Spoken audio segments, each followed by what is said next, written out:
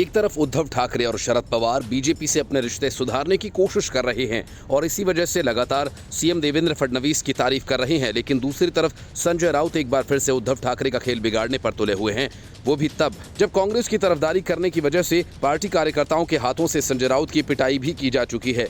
लेकिन पिटाई के बाद भी संजय राउत सुधरने को तैयार नहीं दिखते। यही वजह है कि वे एक बार फिर से ये सपना देखने लगे हैं कि एनडीए की सरकार गिर जाएगी, राहुल गांधी पीएम बन जाएंगे और उनकी चांदी हो जाएगी। इसी वजह से संजय राउत ने अब जेडीयू और बीजेपी के रिश्तों को लेकर बयान देना शुरू कर दिया।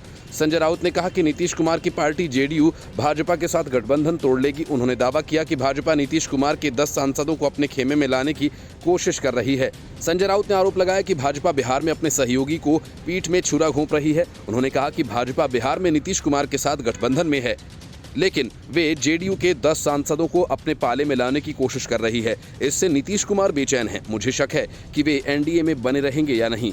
संजय राउत ने यह भी कहा कि जेडीयू शायद 2025 के बिहार विधानसभा चुनाव में एनडीए के साथ चुनाव नहीं लड़ेगी। जेडीयू के पास लोकसभा में 12 सांसद हैं जो एनडीए सरकार के लिए महत्वपूर्ण हैं।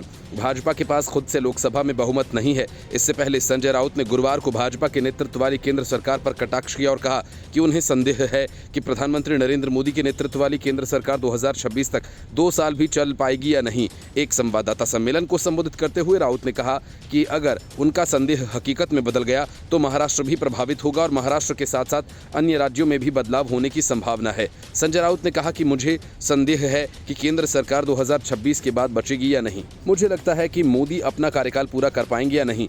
एक बार फिर केंद्र सरकार अस्थिर हो गई तो इसका असर महाराष्ट्र पर भी पड़ेगा।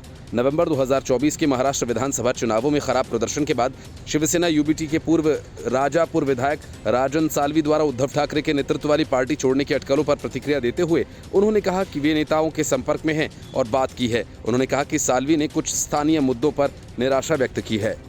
Bureau report, news of India.